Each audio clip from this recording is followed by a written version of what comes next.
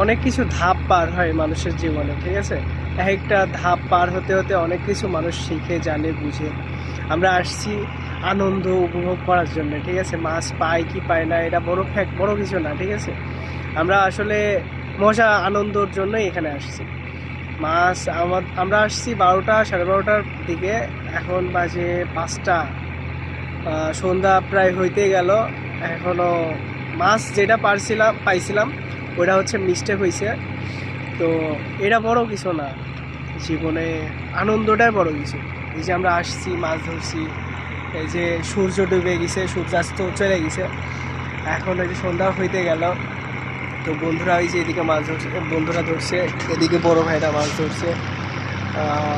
তো শেষ পর্যন্ত যদি পাই যায় একটা বড় কিছু, একটা বড় সড়ো যদি মাছ পেয়ে যায়, তাহলে এর থেকে আনন্দর থেকে বড় কিছু আর কিছু না।